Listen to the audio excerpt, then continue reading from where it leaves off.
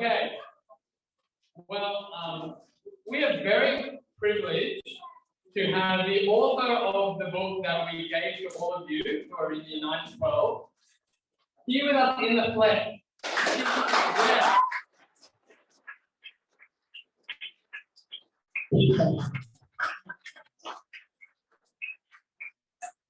So you want your book signed later on, right here, go up in value, right? And so as you know, Patricia has very kindly come here to run a seminar on transgenderism for us, which is, as you know, like a really tricky issue that we are facing in our schools, in our society at the moment. And she's literally written books on this stuff. So that's we're so blessed to have her here. So I just asked her a couple of quick questions just so we get to know her a little bit more. So do you want to just share who is in your family? Okay, I have one husband and one son. My husband's over there, he drives me around. And my son is a Presbyterian minister and he's single. He's very old, so it doesn't matter. And Presbyterians, great. So I'm going to put that out there. And so you have worked in the sphere of sexuality and things. Do you want to just tell us what kind of role you have, what kind of work you've done, where? Yeah. Thank you for saying you haven't worked in sex for a long time. Has been said before. Patricia, you've been working in sex for a long time. Which is true in a way. So I studied medicine in Sri Lanka and then did my postgraduate study in Hawaii. That's where I kind of started working in sexual health. This is 1980, before any of you were even a twinkle in your daddy's eye. And I was working with, at that time, one of the best known gender experts in the world. And in 1980, I was actually running transgender clinics for him. They were called transsexual clinics at that time. So I've been working in this area for a long time. And although the scene has changed, the facts haven't. And so that's what's really interesting. It's the ideology that drives reality now. And so hopefully that's what we look at. Anyway, to get away from that, then I went back to Sri Lanka and I've been in Australia for 32 years. And over that time, I've been an academic with the University of Sydney and director of a graduate program in sexual health. 10 years ago, I retired, and since then I have been writing and speaking on sex. What a life. If you want a career in that, contact me when you're a little older.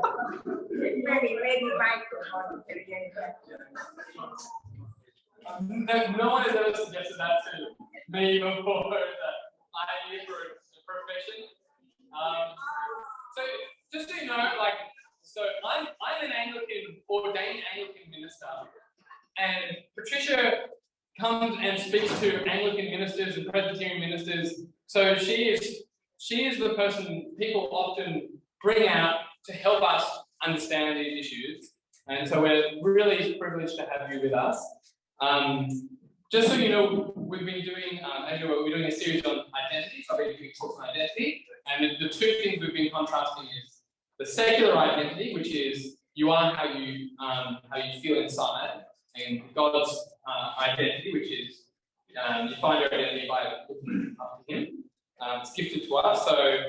So identity is something we've been thinking about, but now we're honing in on transgenderism and the transgender identity. So how would I pray? Hand over to Patricia, and then as you're going, if you have questions, Sophia will just be around, and put your hand up or hint to Sophia, and she will then input it into Slido. And what's going to happen is at the end of the break, then the year 7 and 8 are going to come with me, and we're going to be going upstairs, and I'm going to be doing a bit more of a presentation on this and doing Q&A up there. And whilst the year 9 to 12 will stay down here with Patricia, and that will be Q&A time. So the questions that you give to Sophia, And if you're year 7, 8, let her know, and she'll put it in one Slido. If you're year 9, 12, she'll put it in another Slido. Let her know, and we'll cover that later on. So be thinking. I think there's space in your booklet. If you have your booklet or if it's close by, to write down notes or questions. We're going to record this as well. But how about I pray? Heavenly Father, we thank you so much for how you give people at different parts of the body to serve. We thank you for Patricia's amazing wisdom and insight and knowledge in the area of gender, sexuality, transgenderism. And we just pray that you would help us all to pay attention, that you'd open our hearts to receive the truth of your word, and that it would give us greater confidence in the goodness of your design for men and women. In Jesus' name, amen. Okay, thank you. Okay, people, young ones, what I didn't tell you was that I'm 75 years old, so you can call me Auntie Pat, I guess. I looked around and said, some of you could probably call me Nana Pat, but maybe you just call me Auntie Pat. Okay, so what we're going to do today is, as I have up here, I've got it as seeking and speaking the truth. Now, I actually want to talk about more than just transgender, because if you want to understand and speak the truth into transgender, you need to be able to contextualize it in a larger picture of sex, gender, and identity. So I'm going to say straight out that for you little ones in the front, or maybe not in the front, year 7s, 8s, some of it might go a little over you, but a little over you, but that's why Mike is here. In the time away, he's going to explain everything to you, okay? So hang in there. Now, as we talk, there may be places where you feel a little, what shall I say, wiggly and giggly, and that's okay. You're allowed to wiggle and giggle, but when I say stop, please stop wiggling and giggling so that we can go on with the talk. Agree? Yes. Everyone, thank you. Thank you. So let's get started. So you see here on this slide, it says sex, gender, and identity, seeking and speaking the truth. And as Christians, we must hold on to the fact that we have the truth. Can I have the first slide, Christina? So when we speak of the truth, we talk about ordered sex and gender as God created it for us. What do we mean by that? Now, you've already probably done most of this in your talks and discussions on identity. Correct, Mike? You've done some of this stuff that we are doing, got on this slide? Yep. But I'll go over it anyway, just to refresh your young brains. So we agree that we are created in the image of God. In Genesis 1 and 2, God says, let us make man in our image, our of the Trinity. Image, it's not, you are not God, but it's like you have the thumbprint of the Creator on you. It's like God says, mine. And then in the very next breath, it says male and female, He created them. Now that is really something wonderful. The creation of your body as male or female. Now, I'm a doctor and I'm what we call a sexologist, which is basically somebody who studies about sex. And I'm also an anatomist. In other words, I know the body structure and the genitals of male and female are truly amazing. Now, some of you might be thinking, you senior students, thinking of a future and thinking, oh, you might like to do medicine or biology, and you will study this more in detail. But whatever age you are created good as male or female. And your body, especially those special parts of your body that are made for baby making, are made to be what we call complementary. In other words, a good fit for the job they do. God is a good God who knows what He's doing and He makes things beautiful to fit beautifully. And then, as we go on, it says God looked at Adam and he was kind of alone. He wasn't lonely because God was with him and he had all those fluffy animals around him, but he was alone. So God's kind of like, nah, this guy's alone. Maybe I should give him a suitable helper. So he creates Eve. And so from that moment, we have this male-female with certain behaviors that are suitable for male and female. Now we will look at as we move along that this is not like fixed, solid in rock that boys must do this and girls must do that. That's not the way it is. But God created male and female and gave them certain roles. And the most important one was they come together, they make babies, and they have different ways in which they play a role in bringing up these babies. Now, those of you who live with mom and dad, you know that there are some things that moms do and some things that dads do. Sometimes dads do what moms do and moms do what dads do. And that's good too. But in general, there are behaviors that are set right from there. And even our sexual feelings are set in the Garden of Eden. You think how Adam responded? Anyone remember what Adam's first words were when he saw Eve? Yeah, that was a bit like that. Yeah? It was a bit like, wow, look at that. Whoever said that? Yeah? See what you've got to look forward to. Anyway, when you get married. So, he was like, he looked at her and it was like, wow, look at you. Bone of my bone and flesh of my flesh. You look a bit like me. But wow, in all the bits that actually matter, you are so better than anything I can imagine. You are the most beautiful girl I've ever seen. We've never seen another one. But at that moment, there was desire of man for his woman, his bride. And can you see how that too was in God's good plan? So they come together, and in that unity, what we call unity of difference, they're different, man and woman, but they come together and they do what God commands them to do. The Bible in Genesis calls it one flesh. They were naked and they didn't feel any shame because it was good. And God said, this is so good to have these two. And he said, get out there and make babies. You know, God could have made baby making totally boring.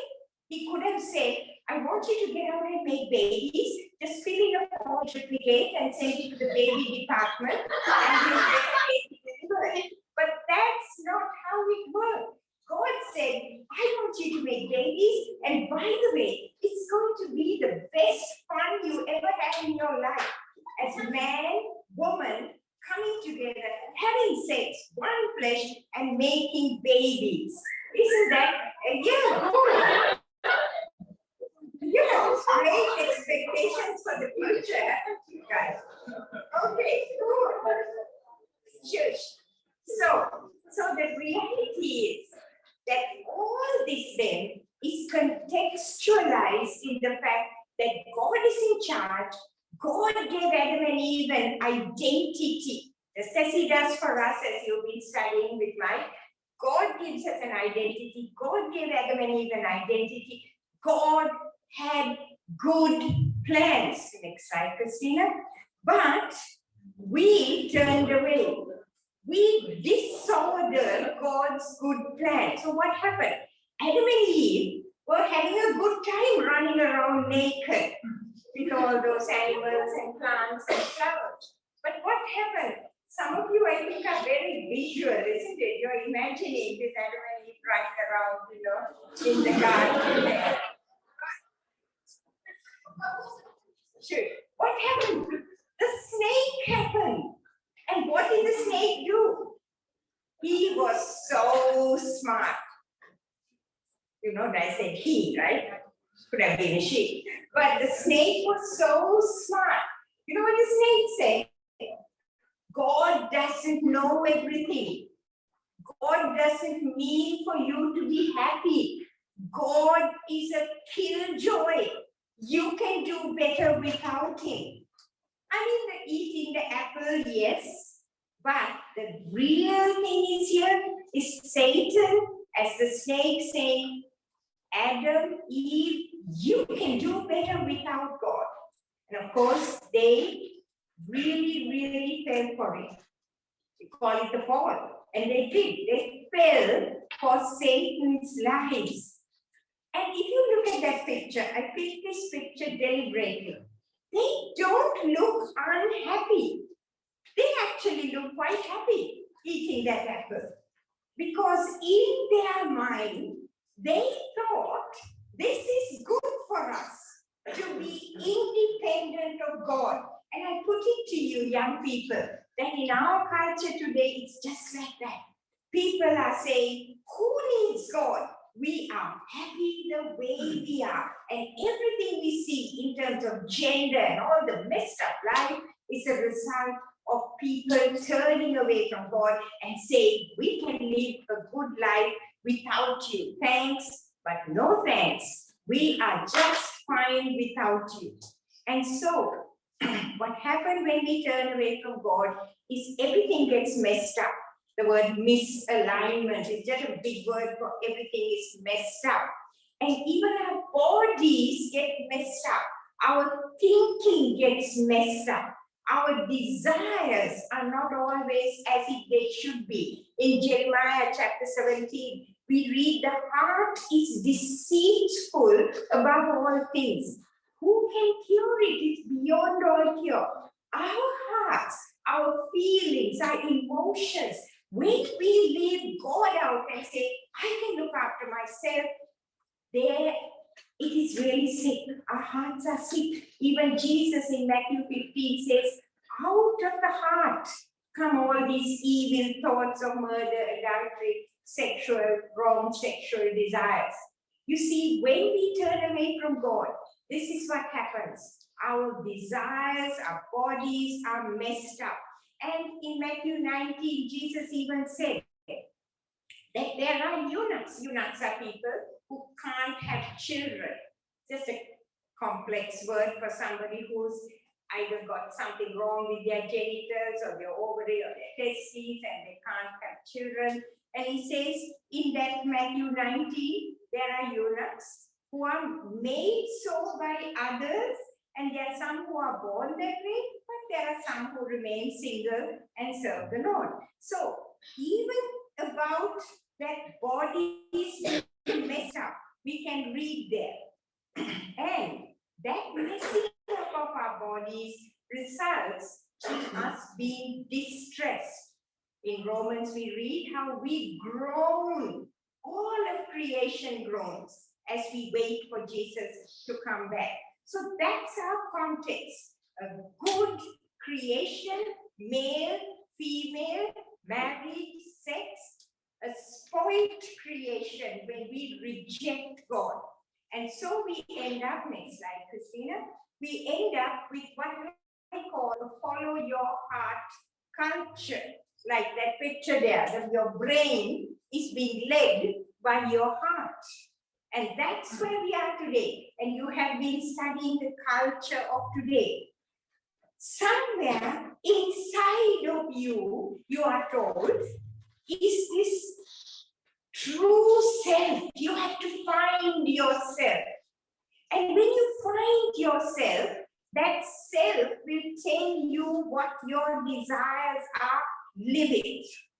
So you've got to find yourself and live those desires, and then, and only then, can you be fulfilled and happy.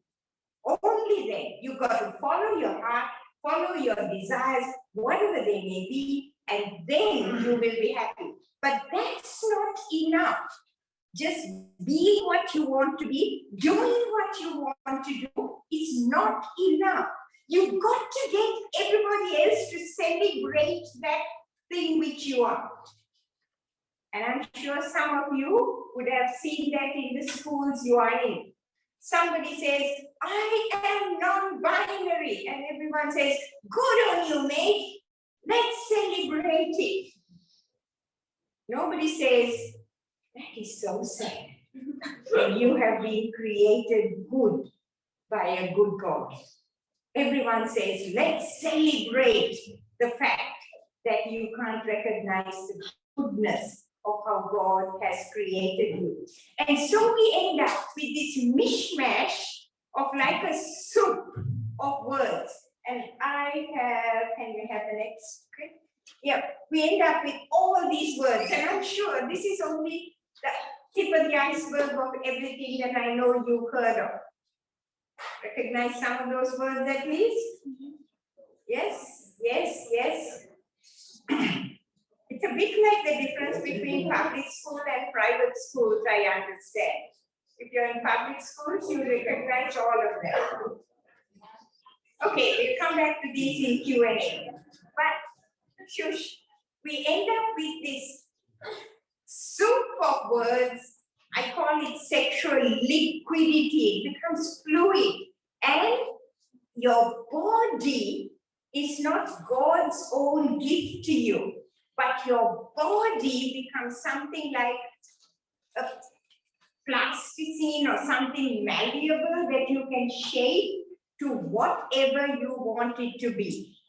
Now, how I'm going to approach it from now on, firstly, is once we get our slides back on, once our tech specialist gets us back on, but doesn't matter, darling, don't stress, okay? Smart girl.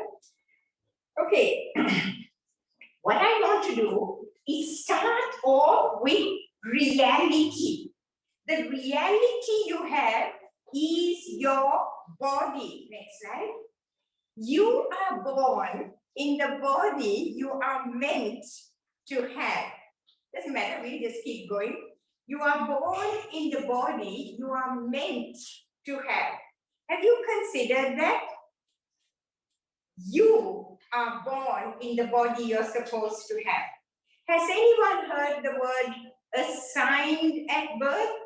Sex assigned at birth? Anyone heard that? No? Well, you will hear it soon. Thank you. It's the transgender terminology. Your sex has been assigned at birth. Now, what does this mean? Assign me. It's a bit like this. You know, you were born and the doctor or the midwife picked you up and went, I wonder what we'll call this one. And asked the nurse, how many boys have we had today? And the nurse says, I think we had about 6. And then says, well, okay, then let's assign this one as a girl. That's what assigned means. Wrong. Your sex, and this is so important because you are, especially I'm talking now to the year 11, 12, very soon, you're going to university, you're going to be faced with this. Sex, your sex was determined at the moment your daddy's sperm met mommy's ovum and went whoopee. You know? Daddy.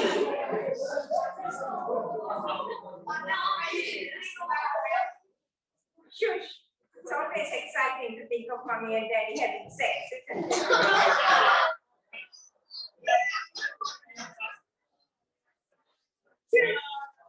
I know that's exciting. Why do you think they were so keen to send you to the camp? So they could have the whole weekend for themselves.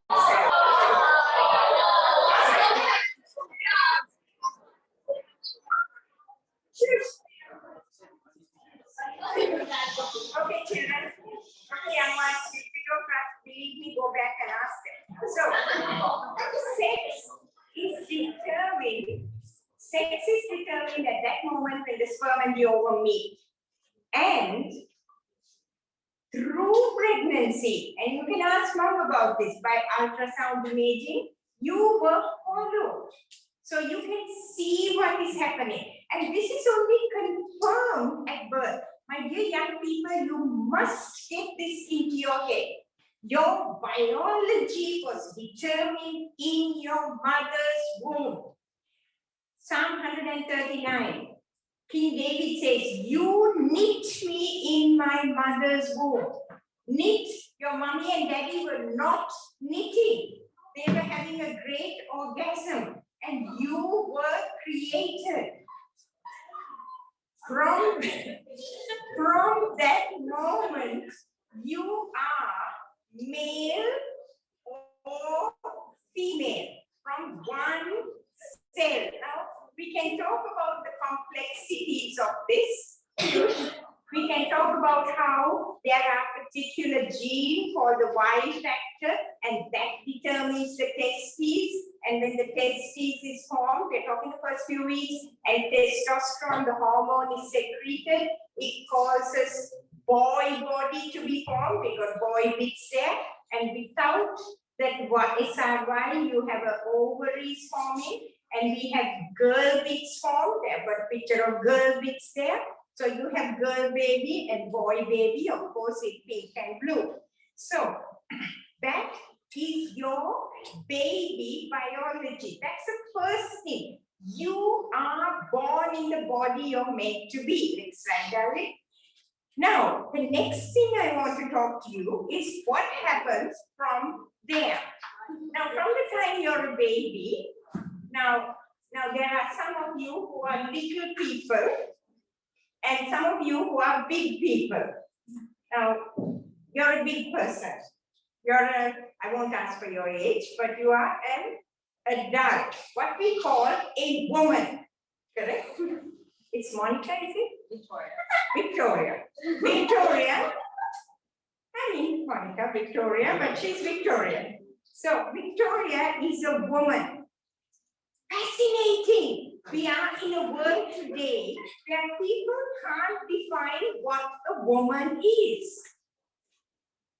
It's like people ask, what's a woman? And they're going, oh, we don't know, who knows? Really?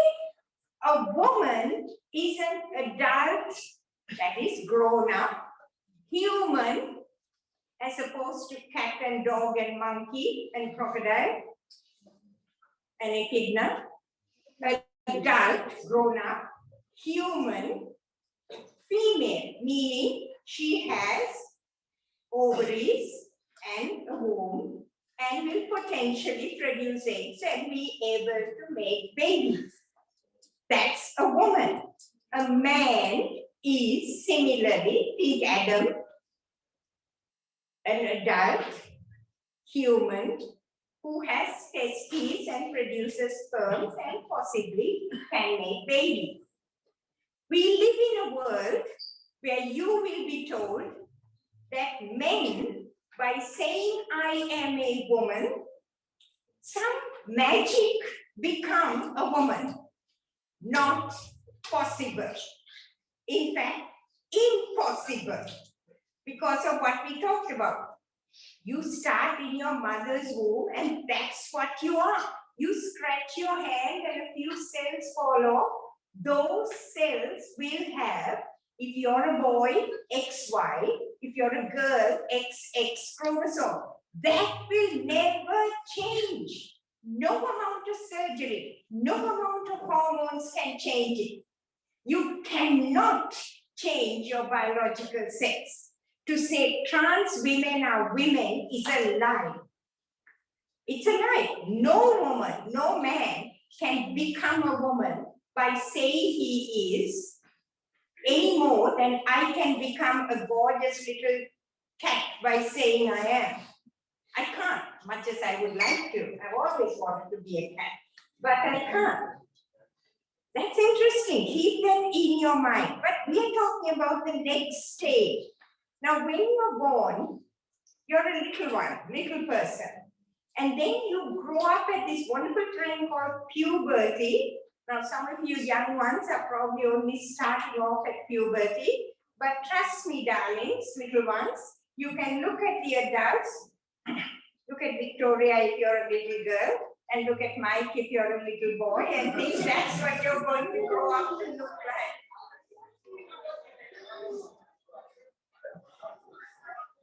Shush. Oh, there's another big boy there.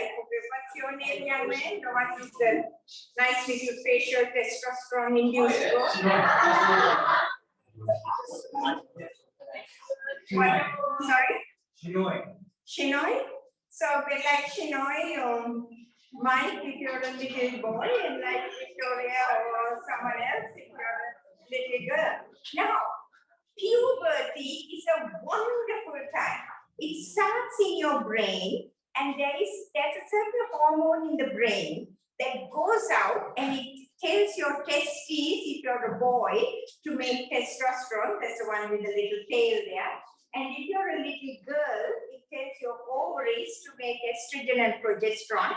And this causes your body to become adult-like. If you look at those pictures of the boy and the girl, I don't even have to tell you which is the boy, which is the girl. You know that. You can even look at Mike and Victoria and say, grown-up boy and girl, because they look different. Different things happen. And you know that. There's the facial hair and the muscle development and the bone development. And for boys and for girls, the genitals really change. And for girls, you get this exciting time of your first experience and your breast starting to bud there. You know, these are good things that God gives you to prepare you for something special.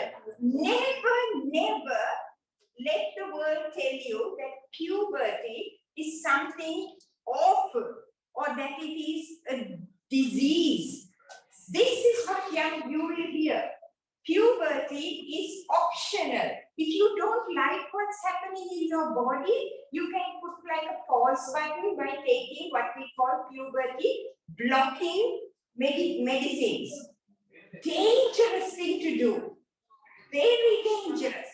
Because God gave you puberty so you can grow up to be the good person God wanted you to be. So please, for boys, yes, similarly like periods and breasts, you have penises growing up and doing weird and wonderful things like erections and ejaculations.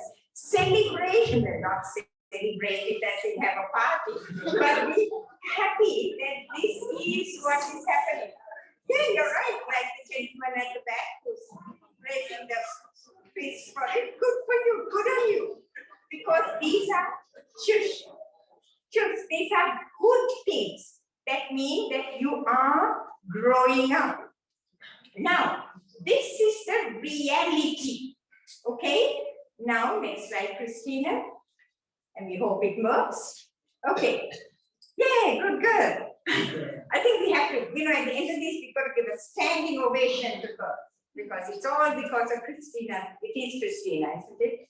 Then who knows what I'm calling her for the rest of the evening. Now, here we see that in our transgender world, biology doesn't matter. Remember what I told you? Your biological sex, somebody assigned it. But you in your magical inside mind know who you are. Now for most of us, it's kind of, we always know. Now when I was little, I actually wanted to be a boy. Time for self-disclosure. I was growing up in Sri Lanka. And in Sri Lanka, boys got to do all the fun things and girls had to do the cooking and cleaning. Like, hello, who wanted to be a girl? So I actually longed to be a boy. Then I hit puberty and I was like, oh yeah, I like being a girl. So your mind can tell you all sorts of things. Remember what we said? Your heart, your mind can be very confused. Now, these are feelings. Now here is where I want you to really pay attention. Biology is reality.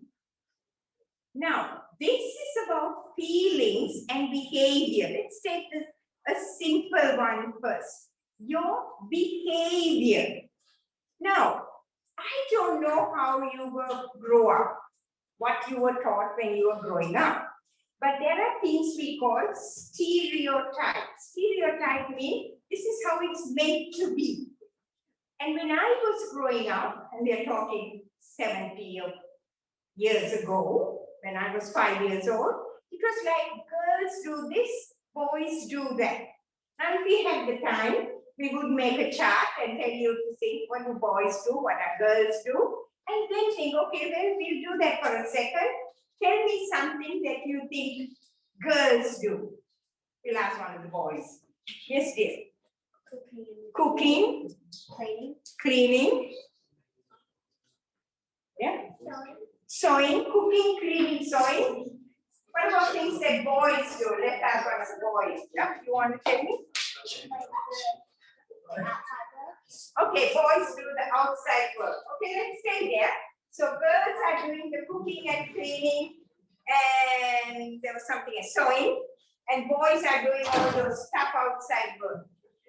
Right? Right. But how about, let's do a hypothetical here. What's your name, sir? Ishan. Yeah. He wants to do cooking. Maybe. Maybe.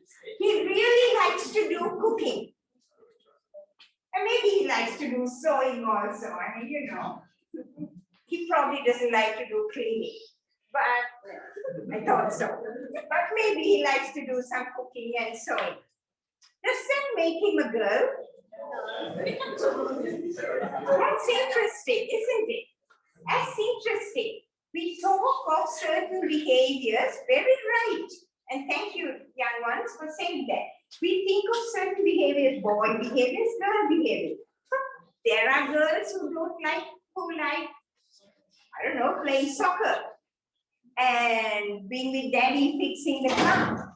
And I'll come back to that in a few minutes. But there are words we can use. We can say gender non-conforming, and that means you don't fit into what everybody expects girls to do. That doesn't make you a boy. But they are behaviors. Now we must be very careful, because in some schools, you might have people saying, oh, you know, you're not behaving like a girl, you must be a boy. Because what you're being told is that you are not what's between your legs. You are whatever your brain tells you to be. That's behavior. And then we have what we call orientation. This is whom am I attracted to? Now think of the word attraction. It's a feeling. Think of Adam and Eve. Adam was excited when he saw Eve. Desire. We'll come back to this in more detail. But it's a feeling. Then what about who you feel you are? Think again, Adam. Adam looked like a man. He was happy to do those, as you said, those outside tough things of looking after the garden. And he saw Eve and he was like, oh, my girl. So all those fitted together. Now in today's world, you are told that you can choose your identity. And what I have there on the list is just a few of the whole identity list that you will come across as you move through. And I'm happy to take questions on this. So truth no longer matters, and biology has actually become like something like a dirty word. So let's move on to the next. And I want to spend a little time talking, get the whole slide done. It just makes it easier. Okay, I want to talk about being attracted to someone. What if, and in a group this size, maybe there is someone who's thinking this question. What if I'm attracted to someone, my own sex? What does this mean? I want to, and in today's world, there's homosexual or attracted to the same sex, heterosexual. These are words that are hardly used, but the words in between, the gay, les, bi, pan, demi, asexual, these are the commoner words. For you younger ones who are going, what is that? Ask Mike, he'll tell you all about it. But basically, pansexual means I can love anyone. Remember, these are feelings. These are not body identity. These are feelings of sexual attraction. Pan, anybody, asexual, not attracted to anyone sexually, bi, both male and female. That I didn't put fluid means today I may be attracted to one and tomorrow I may be attracted to the other. Who knows what I'll be day after tomorrow. So, what I want to stress for you here is this. Stay with me here, little ones. This may be a bit too much for you, but stay with me. Affection and love does not mean that you have to have sex with the person. You can love someone your same sex.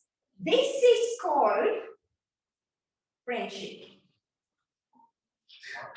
Don't ever fall for the lie that this love is love and the only love that you can feel is erotic or romantic love.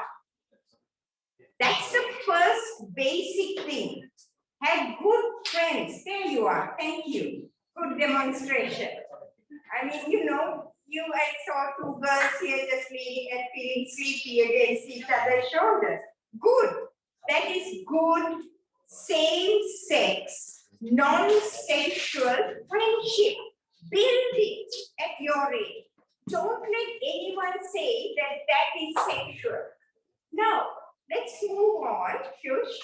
That for some people, they do feel sexually attracted. Feelings. Now, you may even be aroused, your body might respond. But what you do with it is always a choice. You may feel attraction, but you choose to follow God's good plan.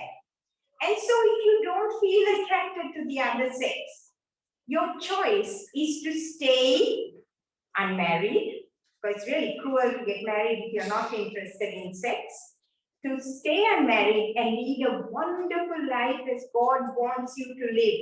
And there are many good Christians who are living their life as single men and women and serving God. Don't believe the world's lie that you must be in a relationship. You must have sex to be happy. Wrong. Sex is good. God made it. But you can be very happy without it. You know, marriage and sex is like the trailer for a beautiful movie. What's the movie? Yeah. The final movie is Jesus and his church. Ask Mike about it sometime in Revelation. Jesus comes down and is with his church. That's the beauty. That's the movie. Marriage is like a little trailer, so don't worry if you miss the trailer. You can have a good time in the marriage, in the eternity. So, identity based on your sexual attraction is a stupid thing to do. You don't look and you're doing identity, your true identity is in Christ. Don't seek it in your sexual attraction. Now, the next slide, we need to move on. I'm very aware of the time. So, here are some of the common myths and misconceptions around sexual attraction. This is sexual attraction, desires. I feel attracted to someone, I must have sex. We talked about that. No, you can be attracted, but choose not to follow it, knowing God's good word. My patterns of sexual attraction will never change. I feel attracted to my friend and sexually attracted. Wrong. At your age especially, these feelings change. So don't get fixed in your head about it. I was born this way. This is a famous thing you'll hear. I'm born this way. Wrong. There is no gay gene. But for some people, those feelings can be real. That is true. There's science to say that. For some people, those feelings can be real. But how they live it out is always a choice. Are you with me here, especially older ones? You may feel that, but you choose whether or not you want to have the sexual behavior. The famous love is love. I have a right to choose whom I have sex with. This goes back to the slide we talked about culture. My body, my right. You're a Christian. You have choices, and you look at God's good plan, and He has a better plan for your life. And the famous thing, why does God hate gays or lesbians? No, He doesn't. God loves everybody. Everyone is made in God's image. Everyone, gay, lesbian, trans, everyone. But God has a good plan. That is the better plan of one man, one woman in marriage, and wonderful single life if you don't get married. This is what we need to keep remembering. Okay, let's finally move on to transgender. Let's go through the whole thing. Okay, now we've already talked about behavior, but I want to just show you this for a very important reason. It's a big research study that looked at all girl behaviors, which of course are in pink, and boy behaviors that are in blue. Now, you little ones may find this hard to understand, but you older ones, you know now, you know how things can be plotted. They get these curves, you know, here, good. And so you can see that these are one smart cookies over here, you know, they almost know what I'm saying before I say it. And that you can see here, if you look at that purple bit, that the behavior, this is plotting behaviors, about 30% of behaviors, boys and girls, they overlap. So there's lots of behaviors that boys and girls both do. Now, here's the fun bit. Look at the right at the end of the two curves. That if you look at for you, the left-hand curve end of the blue, looks more green, doesn't it?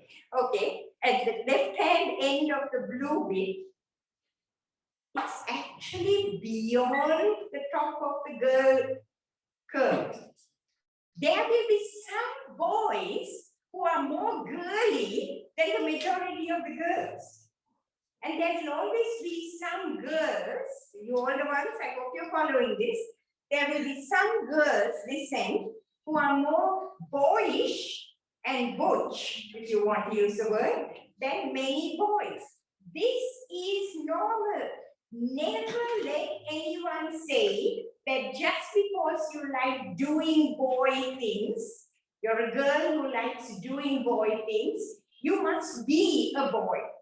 Or if you're a boy who likes doing cooking and maybe cleaning, you have to be a girl. That's a lie. Remember that.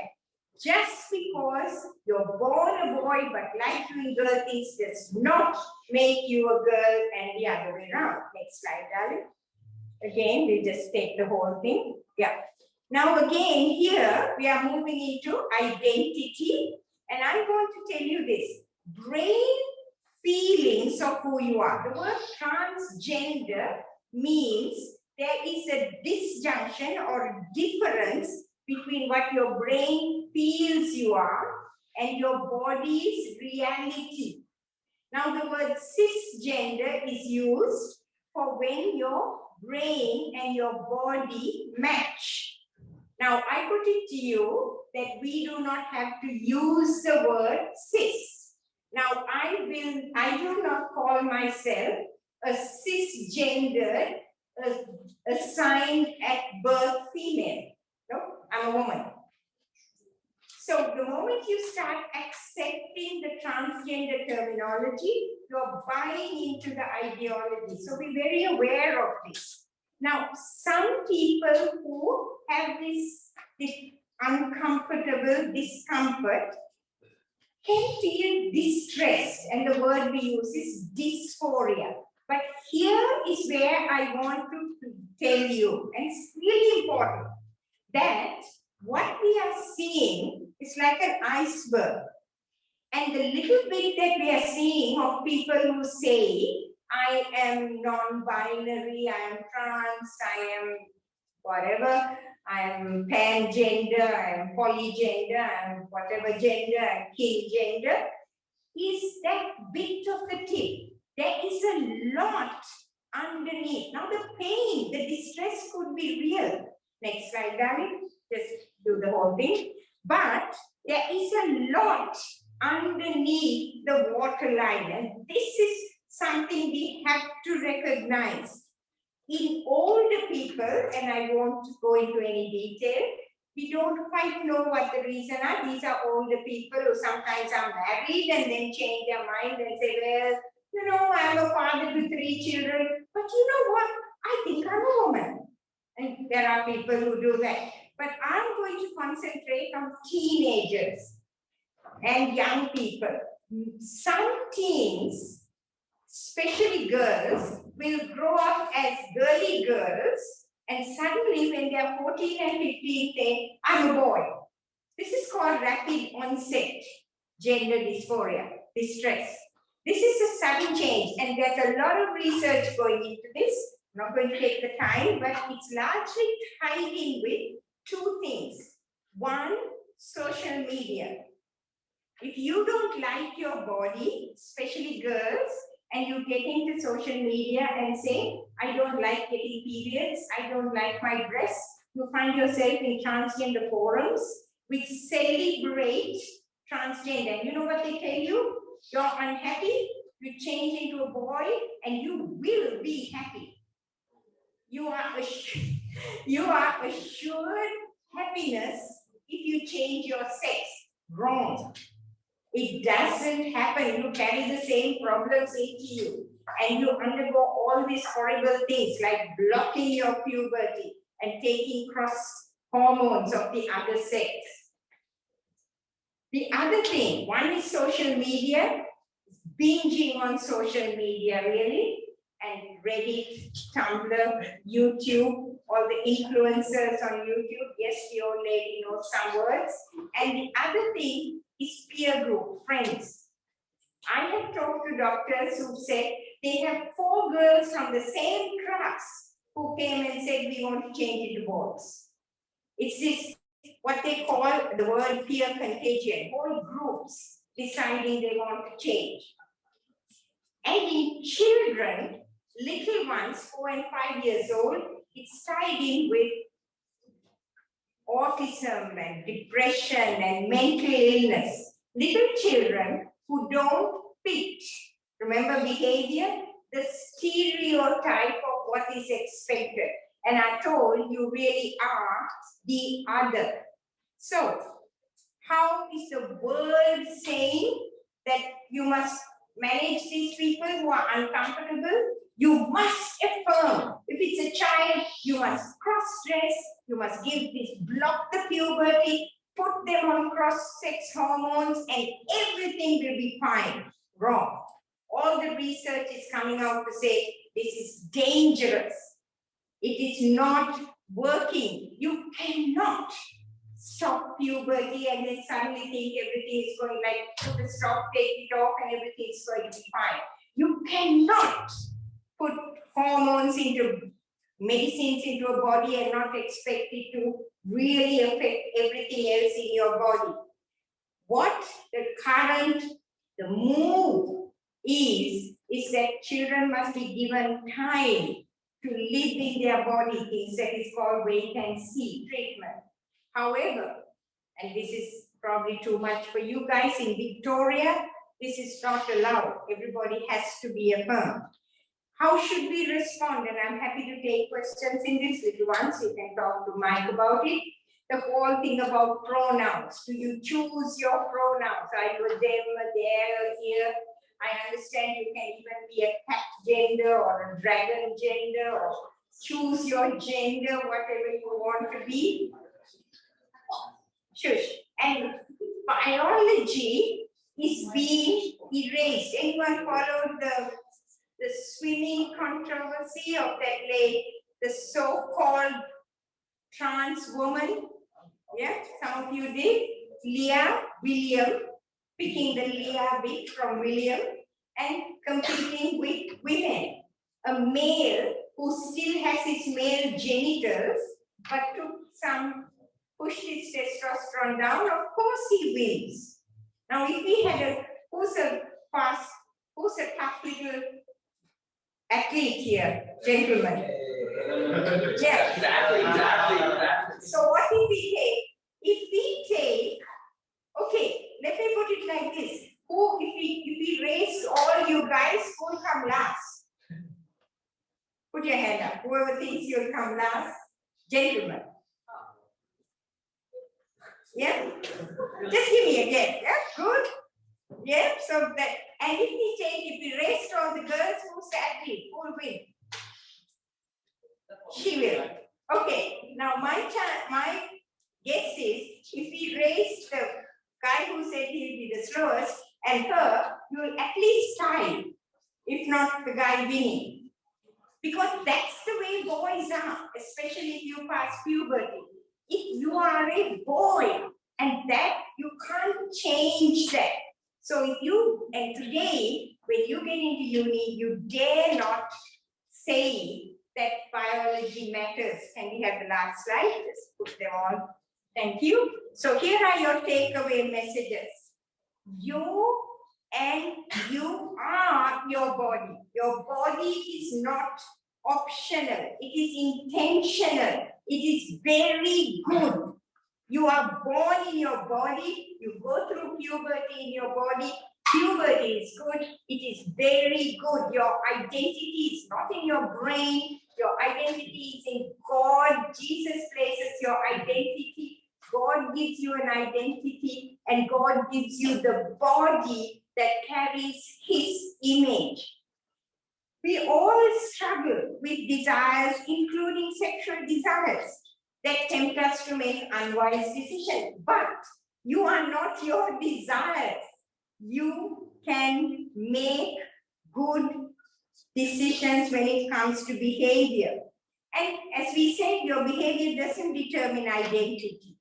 It's okay to question and challenge what the world thinks you should do. If you're a boy and you want to learn ballet, go ahead. Learn dancing. It's okay. And you're a girl and you want to be, I don't know, an engineer, or you want to be, go down the mines and be a mining engineer, do it. It is okay. Shush. And finally, as Christians, you should be the ones who get out there and fearlessly speak the truth. The truth that takes us right back to that first slide. All of us are created in the image of God. All of us are sinners before the cross. All of us have desires that aren't always in keeping with God's good word. But God has a good plan. So we can love people who are different while still pointing people to God's truth. So their lives, God doesn't hate gays or transgender. We don't hate on gays and transgenders. We actually love them. When people bully people who are different, the Christians stand up for them. When people put down, we stand up for them. Our churches are the ones that should welcome. Our youth groups should be places where those who are struggling with gender and same-sex attraction can come and be loved and supported and taught God's good word for their life. That is what I pray for you people. Next slide, honey.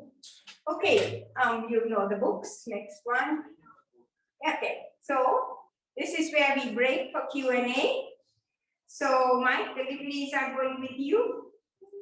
Yeah. So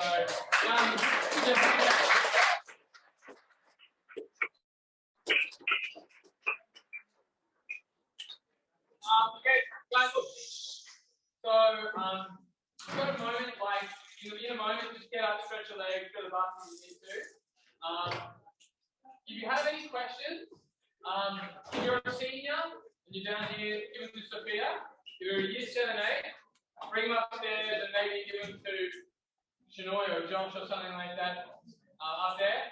So with a short break and then it's Q&A. So and then all the seniors just come forward. Don't sit all the way back. Yeah. So that's. Oh wait. Actually, wait. While we're here, hang on. Stop. Okay. Before you go. We organized a little thank you gift on behalf of all Spark and Ignite to give to Patricia for kindly coming and to serve us in this way. So yeah, round of applause.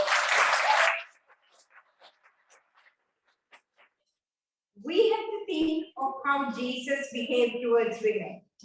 And if you consider how Jesus treated women, you will see that Jesus actually turned the whole world of that time on its head, the way he treated women.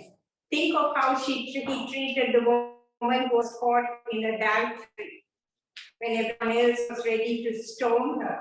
Remember how he loved Martha and Mary. Remember how he talked to the woman whom nobody else would have talked to, the Samaritan woman at the well. So is the Bible sexist? No, it actually gives a better place to women than the women at that time had in their culture. What about today? In a non-Christian cultural world, it's all about getting your desires met. And as long as there is consent and saying, yeah, that's okay, I give you consent, anything goes.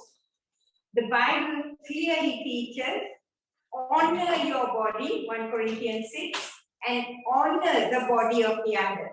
Not just ask for consent, but honor each other's body. So remember that. It's completely the opposite. The Bible teaches us, and Jesus teaches us, to honor each other, both man to woman and woman to man. Moving on, same-sex attraction is out of people's control. Very good question. It puts together attraction and control. And it buys into the worldview of if I desire something, I must have it. So, the research tells us that for some people, the desire can be there. The word we use is innate, or another word is a predisposition. And being seniors, you know what that means. You have a predisposition. However, and stay with me here, a predisposition is not a predetermination for behavior. Can you get the difference? Desiring something. You may desire to eat chocolate only for the next 1 week. You go back home, your mother or your father or whoever does the cooking is very unlikely to allow you to eat only chocolate for 1 week. So we don't always live by our desires when it comes to food. But for some reason, when it comes to sex, oh, it's out of my control. Self-control is a fruit of the Spirit. We control our behavior. So that statement is not got any legs. Now, the question is, why did God make people? He didn't make people that way. This is all a part of our world after we turned away from God, when both our desires and our bodies are misaligned, not the way they are meant to be. So it's God made in God's image, but made while we wait for the final God, Jesus, to come back, which he might do tonight. Maybe he should let you finish your camp before he comes back. But till he comes back and sets that perfect world, we will live with these desires that we have. Doesn't make it good, but we will live with it because we are in this waiting for Jesus fallen world.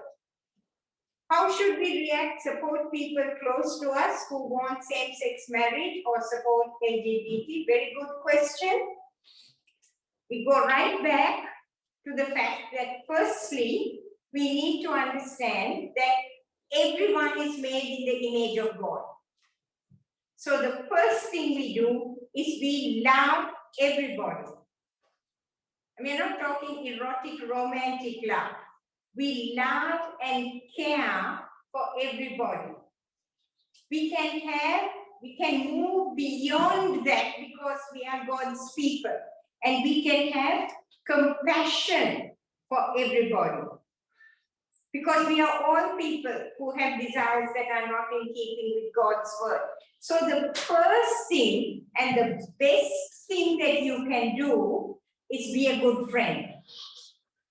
Be a good friend to anyone, be it LG transgender or same-sex attracted or bisexual or non-binary or whatever.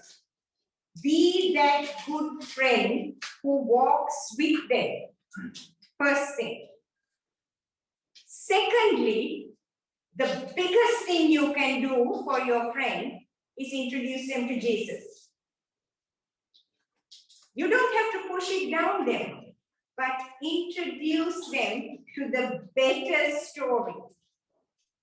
You don't have to pick that fight by saying, you know, you are wrong, you're a sinner. Can you see the difference? Of if they question you, be ready to speak the truth. But don't pick a fight. Just be a good friend, be loving, but stand on what you know is the truth.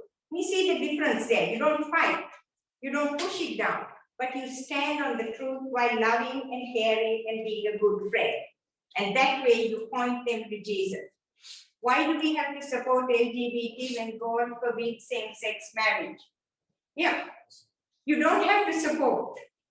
You don't have to support, but you love. You know, there's a difference between respecting the person, now stay with me here, respecting the human being, the person, and accepting what they believe in. Now, let me repeat that. You can respect and love a person while not accepting what they believe in. Take a step, think about that. In today's culture, that is not accepted. Why? Because what people believe in has become their identity. The seniors should get this. Let me repeat it. I am same-sex attracted. If you say you love me, but you don't agree that I should sleep with my girlfriend, you hate me because I am my desire. Can you see what happens there? I am my desire. Therefore, you cannot say you love me, but don't accept the fact that I sleep with my girlfriend. But that is where we as Christians have to stand. We love, but we do not have to accept that behavior that is against God's good pattern for all humanity. Okay. Christians have not hated yet. I should go back on this. Yes, the church has been really messed up when it came to same-sex sexuality. And yes, the church has treated same-sex attracted people very badly. Very badly. But that doesn't mean the future should be that. You are the future. You are the people who can love and point people to Jesus. So yeah, the church really has messed things up. If you identify as heterosexual, pansexual, gender fluid, etc., is it possible to identify yourself as something that isn't so normally used? For example, a baboon. Well, actually, you know, if you can be pansexual, which is, and of course, okay, oops. What we have here, okay, heterosexual and pansexual. Just take a minute. I know we don't have a lot of time, but I want to do this. Sorry, whoever had this lovely picture up.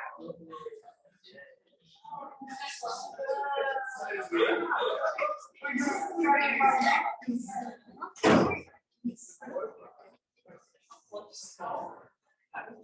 Question. So there's sexual attraction or desire.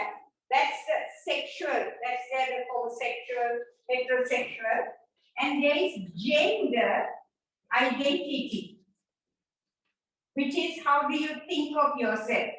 These are different things. This is a feeling of sexual attraction. This is who you see yourself as, identity. You see the difference there? Now, the moment you talk of pansexual, that is attracted to everybody, or bisexual, that is here. You talk of non-binary, that is here. That is somebody who says, I'm neither a man nor a woman. I'm somewhere in between. Or you talk of polygender, that means I am all genders. Or you can be omnigender. I'm a doctor, I can't write straight. Which means I can be one or the other or anything at all, but at one time I'm something. Or you can be agender, which is I have no gender at all. It's a bit like the asexual, which is different because this means I'm not sexually attracted to anyone. Agender means I have no gender. I'm genderless. I'm not a man or a woman. Take away these genders. I don't want them. I have no use for them. Yeah. Is there like a B gender and not a C No, gender? because A meaning not the alphabet. A means no gender. Like asexual means no sexual. But some people, but that's a good thing. Some people will say I'm bigender, which means I'm both genders at the same time. So, by that, you can be a baboon or a dragon or a fairy. Yeah. Asexual and choosing celibacy. That's a very good question. Asexual. Did you have a follow-up question? Yeah, so would like pedophile fall under? No. Very good question. Very good question. So, is attraction to children? Extremely good question.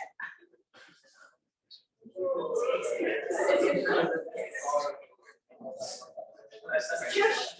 Can you pay attention because this is extremely important and it's an excellent question. It's something I talk about when I'm doing adult talks. Pedophilia is a sexual attraction to children. Today, there is a move to move pedophilia into this category. So that's why I'm glad you asked the question. Very important. Because look at it like this. If children of 8 years old who are not allowed to drive, can't get married, can't do it, so all those things, probably can't even decide what they want for dinner, can decide that they want to change their gender. That's what today's world tells you. That a child can say, I'm not a girl, I'm a boy. Why shouldn't the child say, I want to have sex? So therefore, yes, I know it's sickening, but that's where we are today. You have a follow-up question, sir. Pedophilia is kind of legal, but like the other gender, they aren't illegal. Yeah, it's illegal now. Pedophilia, the action is illegal. But that's what people say. the action is illegal, but in the future we should legalize it because our role is just to an attraction role. Right now it's illegal. What about like bestiality and like?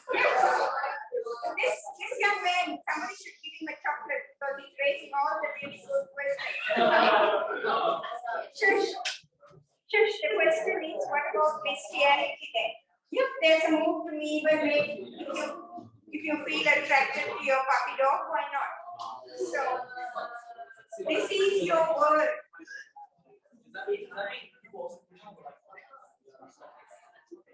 I think we better stop there because those are what we call fetishes.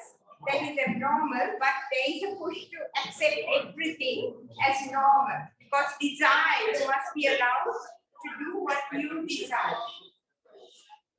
Okay, we get back to that asexual. I'm going to pass on the 1 Timothy because I think we should allow the theologians to deal with that, the role of women in the church. Asexual is not sexually attracted to anyone. Okay, in other words, a person who is asexual would say, I don't feel sexually attracted to anyone. A person who's celibate is somebody who does not have sexual activity. So asexuals will probably stay celibate. I'm saying probably because some people say I don't feel attracted sexually, but hey, I just do it anyway because I get erections and I just have sex. But I really don't want to. But celibates are people who don't have sex. That's a behavior. That's a difference there. And there are people who will say, I like having sex, but I'm not married and therefore I stay celibate. All the single Christians in church. Yeah. Okay. We'll pass on Timothy. Is the sin of premarital sex equal as the sin of lying? Again, a very good question. Look, we are all sinners, firstly, and we all make decisions that are not good for us. But the Bible does say that your body is special. And somebody who does something with their body, like for instance, I think in 1 Corinthians 7, I think it says that when you sleep with a prostitute, with somebody who is not your husband or wife, you are taking them into your body. You're doing that one flesh with them. And that just makes it that extra level of closeness against God's word. So is it a worse sin? I don't think there are gradations of sin, but it is something that is really giving of your very body to someone. And therefore it becomes a more intimate act. Now, with that same breath, we should say that we worship a God who forgives anything. And therefore, we do not have to think there is no sin that is too large for God to forgive. There is also no sin that is too small for God to notice. So God forgives. So just because we slept before we with someone and get married to someone else doesn't mean that we are bad. Because God forgives. We are all a new creation when we accept Jesus as our Savior. More? Or is that all on the? Is that all? Yeah. That's all on Slido, but do we have questions that you had paper question? You want to read questions? Yeah, John. So you said asexual, they like don't have like any sexual attraction before. So this like they don't get like erections and stuff. Yeah, very good question. I love this gang here, you know. Smart here.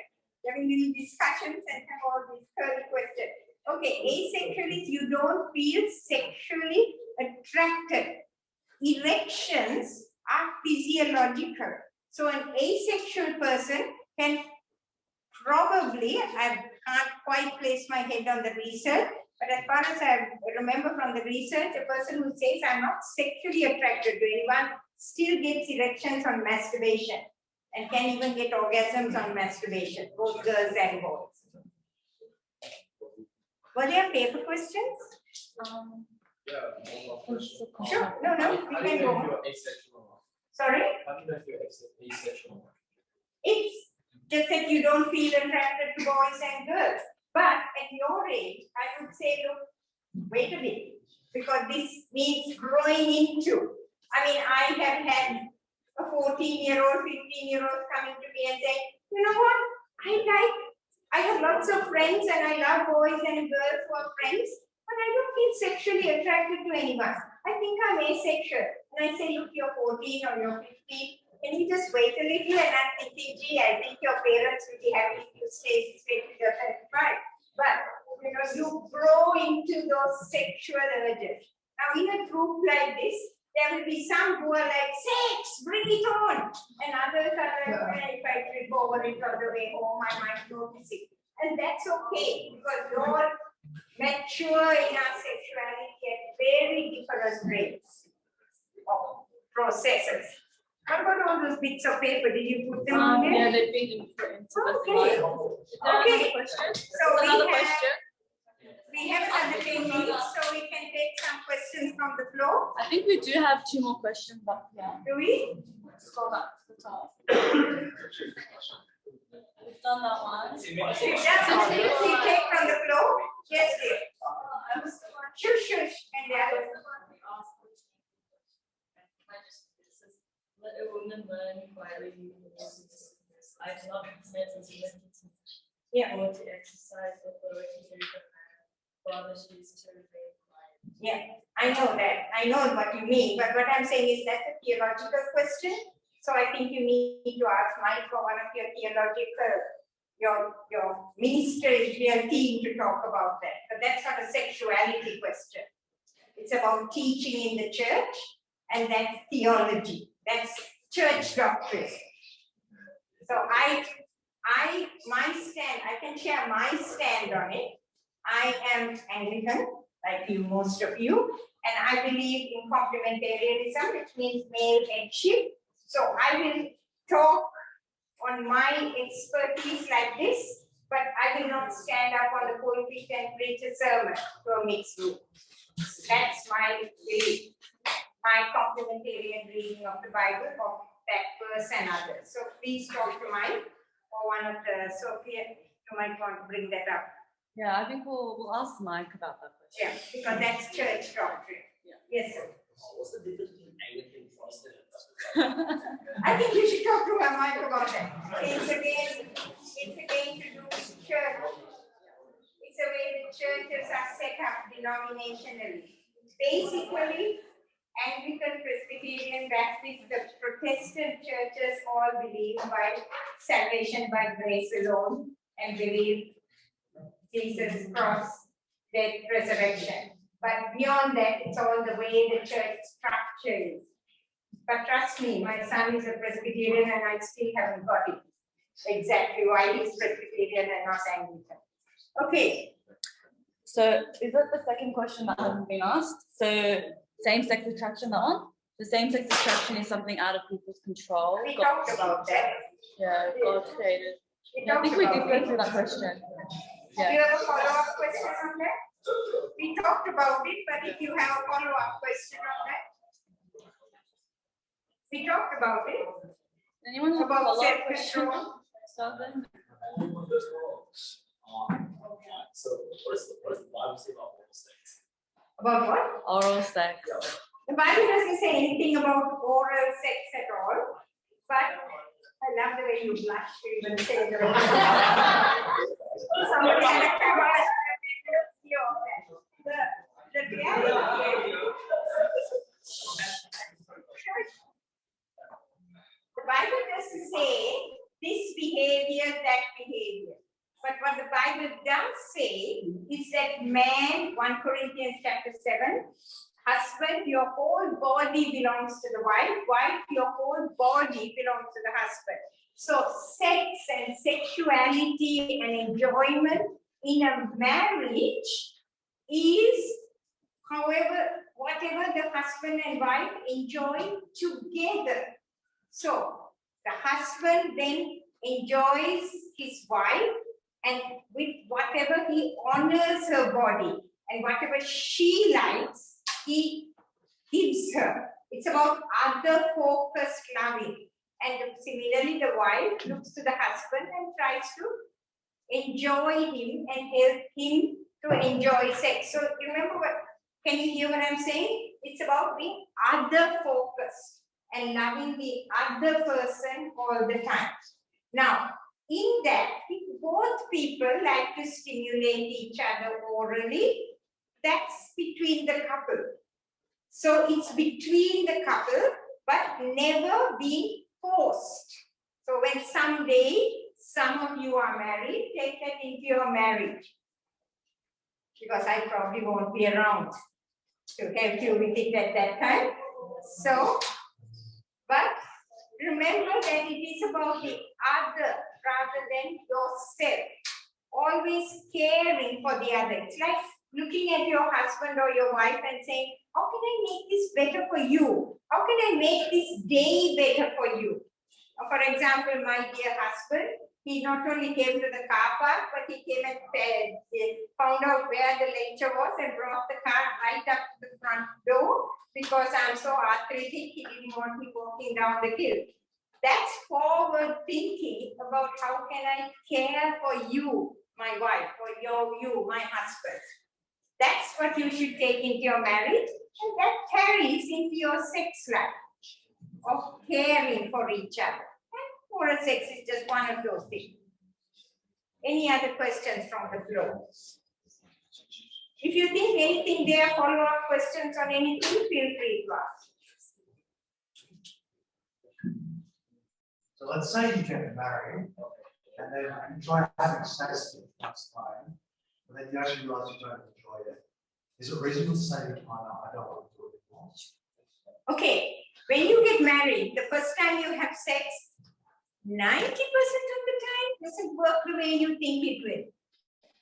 Especially if you haven't had sex before. I've had couples who didn't even know where things went.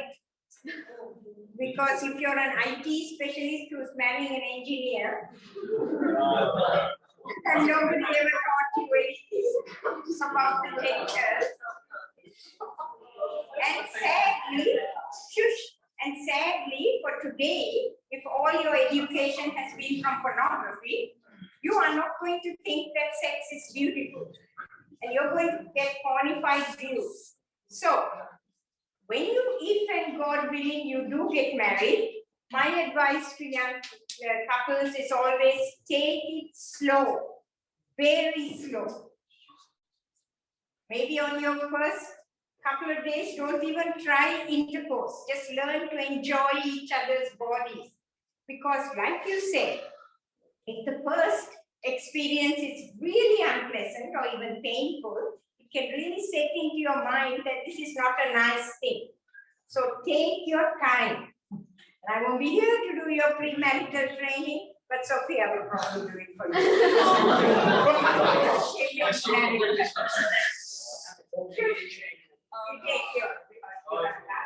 What got you interested in working in like sex department? What made you say work in sex? Actually, I was not interested. I just went to Hawaii, which is where I did my postgraduate, and my professor was working in sex, and I just worked with him. And when I went back to Sri Lanka, there was no one else, so I worked with him. When I came back and started working in Sydney Uni, they just said, "Do you want to start a course in sexuality?" And I said, "Okay." So, Doesn't pay well. really, if you want to make it serious, psychology or medicine first, and then move into it. But then you get your Medicare from that. Yes, yes. You had a question. What do they mean by like they? Yeah, that's really strange because you can pick anything and call it your pronoun, which is grammatically totally incorrect. How can one person be a they? But the point is that this has become politically a hot button, the pronoun. What I suggest to people is, use the name. Use a person's name rather than try to, and people change their pronouns. So you're supposed to ask, what is your pronoun? To me, that's like asking, what is your star sign? You know? It's like you have a name. I call you by your name. I say I know your pronouns. So, but that's just me, and I think very strongly about that. And they say if you say the wrong pronoun, you're misgendering. And that's, you know, you don't have to accept those. It's political. What people will learn is the woke, W-O-K-E, the woke culture. You got your hand up or just stretching? How do you have like harsh spit straight facts? Say it again. Or like how do you have the courage to like speak so truthfully all the time? How do I have the courage to speak the way I do as a 75-year-old subcontinental?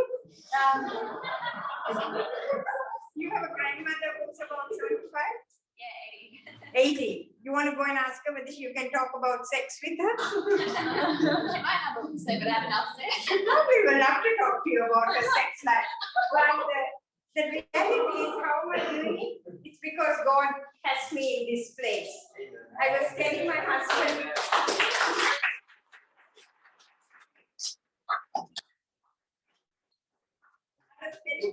I also do creative writing. I'm just finishing a young adult novel that's coming out in December. And I was telling my husband, I'm really at an interesting point in that book. I want to stay home and write that, but we have to go to Italy. So you do what God has asked you to do, not what you enjoy doing. You do what God has placed you, and God gives you the strength to do it. Okay, darlings. Any more questions? Because I think we need to let you go for dinner. One more. Yeah, you know how like you can say what pronouns you're on? Why can't you say your age? Like say I'm like 10 and then like You're right. right. Very good question. Just because you can choose your gender, why shouldn't you say your age? Why shouldn't I be a 10-year-old boy who is non-binary or whatever? You know, whatever. I can choose anything.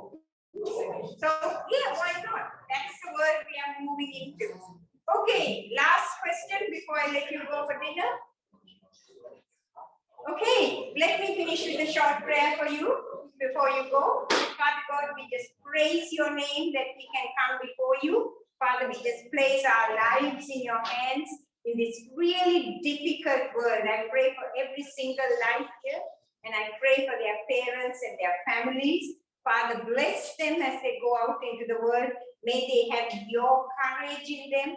May they seek to love people and point them clearly to your truth. Give them the courage to be countercultural in a world that asks them to walk in ways that are so ungodly. God bless them for their days here in the camp and as they go back to their lives in school and whatever they do. In your precious name of Jesus. Amen.